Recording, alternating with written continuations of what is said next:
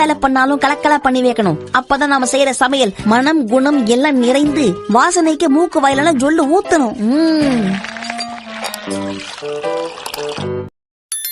Hi friends, அஸ்ஸலாமு அலைக்கும். Welcome to Mahriba'skitchen. இன்னைக்கு நம்ம எல்லாத்துக்கும் பிடிச்ச பிரெட் அல்வா ரெசிபி தான் பார்க்க போகிறோம். அதுவும் வீட்டில் இருக்க பொருளை வச்சு ஈஸியாக எப்படி கல்யாணம் வீட்டு அந்த டேஸ்ட்டில் செய்கிறதுன்னு பார்க்க போகிறோம். வாங்க பிரெட் அல்வா எப்படி செய்கிறதுன்னு பார்க்கலாம். இன்றைக்கி நான் ஒரு 7 பிரெட் ஸ்லைசஸ் எடுத்திருக்கேன். அதை நான் உங்களுக்கு காட்டுற மாதிரி நீங்கள் கட் பண்ணி எடுத்துக்கோங்க. இல்லை நான் இப்படி செஞ்சிங்கன்னா உங்களுக்கு கொஞ்சம் நெய் நிறையா தேவைப்படும். இல்லைன்னா நீங்கள் முழுசாக கூட நல்லா டோஸ்ட் பண்ணி எடுத்துக்கோங்க. நல்லா ப்ரெட் எப்படி இருக்கணுன்றதை நான் சொல்கிறேன். ஸோ முதல்ல நம்ம ப்ரெட்டை இந்த மாதிரி கட் பண்ணி எடுத்துக்கலாம். பாருங்கள், நான் கட் பண்ணி எடுத்துக்கிட்டேன். ஏன்னா நம்ம சேனல் நீங்கள் சப்ஸ்கிரைப் பண்ணணும்னா போய் சப்ஸ்கிரைப் பண்ணிட்டு பக்கத்தில் பெல் பட்டனை ப்ரெஸ் பண்ணி வச்சுக்கோங்க. இப்போ நான் இன்னொரு சீக்ரெட், இந்த சீக்ரெட் வச்சுருந்தாங்க கல்யாண வீட்டு ஸ்டைலில் நம்ம அந்த டேஸ்ட்டு கொண்டு வர போகிறோம். இதுதான் அவங்க யூஸ் பண்ணுற மெத்தடு. ஸோ இதுக்காக நான் ஒரு சின்ன ஜார் எடுத்துகிட்டு அதில் ஒரு 20 பாதாம் போட்டுக்கிறேன்.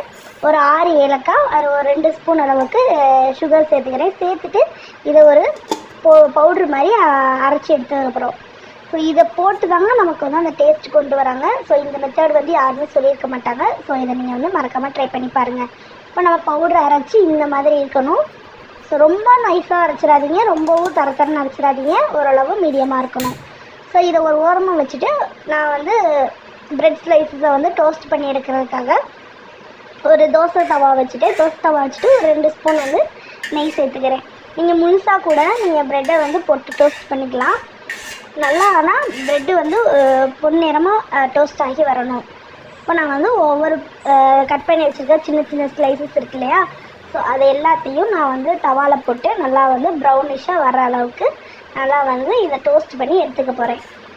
பாருங்கள், இதை நான் காட்டுறேன் இல்லையா, இதுதான் இந்த மாதிரி எல்லா பிரெட் ஸ்லைஸஸையுமே இந்த பின்னாடி முன்னாடி பின்னாடியும் நல்லா ஒரு ப்ரௌனிஷ் கலர், அந்த கலர் வர வரைக்கும் நல்லா டோஸ்ட் பண்ணி எடுத்துக்க போகிறோம்.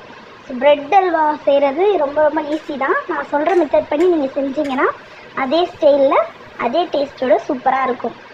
இப்போ பாருங்கள், நான் நெய் சேர்த்துக்கினேன். நெய் இன்னும் கொஞ்சம் கூட விட்டுட்டு திருப்பி விட்டுறலாம். நல்லா ரொம்பவும் ஹை ஃப்ளேமில் வச்சிடாதீங்க, மீடியம் ஃப்ளேமில் வச்சு எல்லாத்தையும் இது மாதிரி டோஸ்ட் பண்ணி எடுத்துக்கிட்டேன்.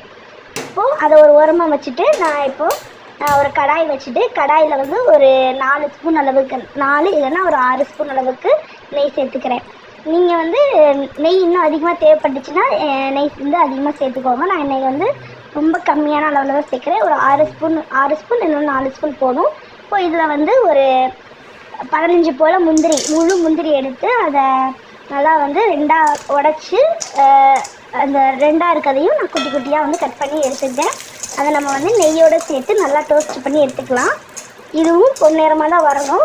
ஸோ முந்திரி உங்களுக்கு அதிகமாக தேவையில்லைன்னா நீங்கள் முந்திரியை கொஞ்சம் கம்மி பண்ணிக்கோங்க. இப்போ முந்திரி சேர்த்ததுக்கப்புறமா பால் ஒரு 1/2 லிட்டர் பால் எடுத்திருக்கேன். இது நான் காய்ச்சாத பால் தான் சேர்த்துருக்கேன். நல்லா கெட்டி பாலாக எடுத்துக்கோங்க. பால் சேர்த்துட்டு ஒரு முறை நல்லா கலந்து விட்டுடலாம். இந்த நம்ம பிரெட் அல்வா செய்கிறது தண்ணியெலாம் ஊற்ற போகிறது கிடையாது, பாலில் தான் செய்கிறோம். ஸோ பால் நல்லா பொங்கிலாம் வர வேண்டிய அவசியம் இல்லை. நல்லா கொதிக்க வச்சா போதும். இடையில கிளறி விட்டுக்கோங்க. இப்போ பால் நல்லா கொதி வந்துடுச்சு. இப்போ இதில் நம்ம டோஸ்ட் பண்ணி வச்சுக்க ப்ரெட்டை சேர்த்துட்டு நல்லா அந்த ப்ரெட்டு அந்த பாலை நல்லா குடித்து சாஃப்டாக வரும் இல்லையா, ஸோ அந்த ஸ்டேஜ் வர வரைக்கும் நம்ம இந்த பாலோடு சேர்த்து மிக்ஸ் பண்ணி விடணும். ஸோ இந்த ஸ்டெப்பை ஈச் அண்ட் எவ்ரி ஸ்டெப்பை நீங்கள் ஃபாலோ பண்ணி செஞ்சிங்கன்னா உங்களுக்கு அந்த கல்யாண வீட்டுகள்லாம் நம்ம சாப்பிட்ற அந்த டேஸ்ட்டு நமக்கு வரும். இப்போ நான் அந்த பவுட்ரு பண்ணி வச்சுருந்தேன் இல்லையா, ஸோ அதை எடுத்து இதில் சேர்த்துக்கிறேன். சேர்த்துட்டு நல்லா எல்லாமே அந்த ப்ரெட்டோடு சேர்ந்து மிக்ஸ் ஆகிற மாதிரி நல்லா கலந்து விட்டுக்கோங்க. இப்போது இந்த அளவுக்கு கலந்து விட்டதுக்கப்புறமா இதில் ஒரு 10 பேரிச்சம்பழத்தை எடுத்திருக்கேன். பேரிச்சம்பழத்தை எடுத்து சீட்லெஸ் தான் இது. ஸோ அதை 2ஆக பிரேக் பண்ணி இதோட சேர்த்துட்டு நல்லா மிக்ஸ் பண்ணி விட்டுருணும். பாருங்கள், இந்த அளவுக்கு மிக்ஸ் பண்ணிவிட்டு இப்போ தான் நம்ம சுகர் சேர்க்கணும். சுகர் ஒரு 200 கிராம் போதும். ஸோ 7 பிரெட் ஸ்லைசஸ்க்கு நீங்கள் 200 கிராம் சுகர் போட்டிங்கன்னா கரெக்டாக இருக்கும். ஸோ சுகர் சேர்த்துட்டு நல்லா இது மாதிரி கலந்து விட்டுருங்க. அடி பிடிக்காமல் கை விடாமல் கிளறிக்கிட்டே இருந்தீங்கன்னா நம்மளுடைய சுவையான பிரெட் அல்வா சூப்பராக ரெடி ஆயிடும். ஸோ இது கொஞ்சம் ஒரு மாதிரி வாட்டரியாக இருக்க மாதிரி தான், தண்ணியாக இருக்க மாதிரி தெரியும். ஸோ கொஞ்சம் உங்களுக்கு ஆறுச்சுன்னா அந்த பதம் வந்து நமக்கு வந்துடும். ஸோ நம்மளுடைய கல்யாண ஸ்டைலில் அந்த ரகசிய பிரெட் அல்வா வந்து சூப்பராக ரெடி ஆயிடுச்சு. நீங்களும் ஒரு தடவை இந்த ரெசிபியை செஞ்சு பாருங்கள்.